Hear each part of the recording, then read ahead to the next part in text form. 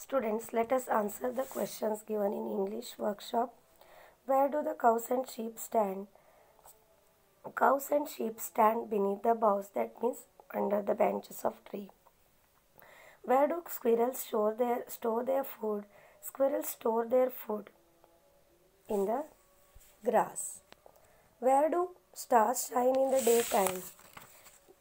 During daytime, the stars shine in the stream. Where does Beauty's smile begin? Beauty's smile begins in her eyes. Second one, think and answer in your own words. What could have inspired the poet to compose this poem? Do you think it relates to our present day life? Defend your choice. I believe that the beauty of nature inspired the poet to write this poem. The poet knows that man is so busy with his own life and his problems that he has no time for nature. He does not appreciate its beauty or its bounty. He wants man to stop being so self-absorbed and look at what nature has to offer. He wants man to forget his worries and lose himself in nature so that he can finally relax and find peace of mind. Number 2, which line proves that in our busy lives we do not even have a fraction of a second to enjoy nature's beauty? See first two lines. What is this life if full of care, if we have no time to stand and stare? Third one, beauty in stanza 5 and 6 can refer to a beautiful maiden as well as nature itself. Explain when and how nature dances and also smiles. Nature dances when the trees sway in the cool breeze, when waves crash against the rocks, when bees dance and when birds fly. Nature smiles when the flowers bloom, seasons change, rainbows form and the sun glows.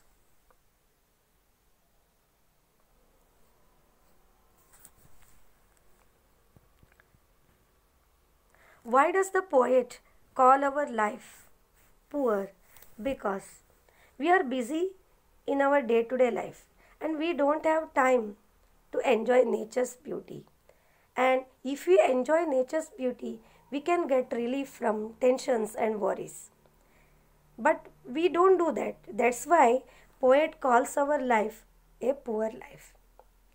You have learned that when a human attribute is given to anything that is not human being, it is spoken as a person.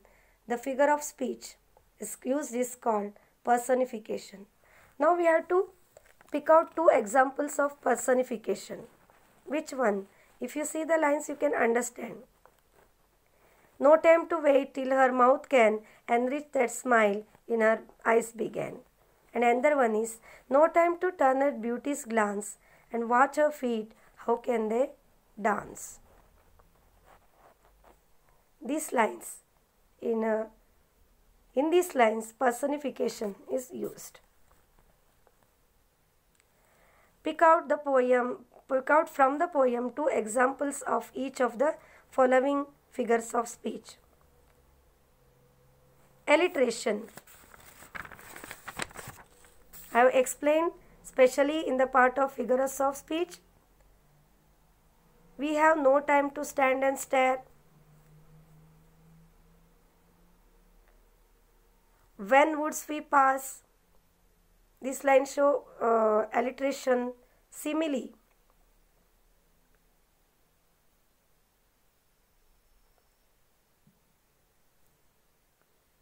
Streams full of stars like skies at night. And stare as long as sheep or cows. And next one is metaphor. No time to wait till her mouth can enrich the smile that her eyes began. The poet opens his poem with a question. Is the question asked to receive some answer? No.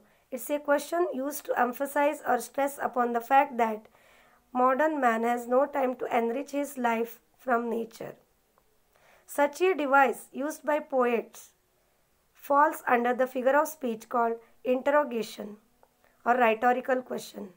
Refer to the poem Pilgrim and find examples of interrogation that you can do yourself, students. Pilgrim we have already done and I have uploaded video. Just refer those videos. Beneath, say where the images from the nature given in the poem exist. Beneath the boughs. Land. Squirrels hide nuts in grass. Land. Streams in daytime. Water. Stars or skies at night. Air.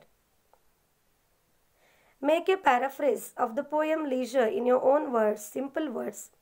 Write it down in your notebook. Write it down in your notebook. Well, students, you can write your own paraphrase, means summary of this poem.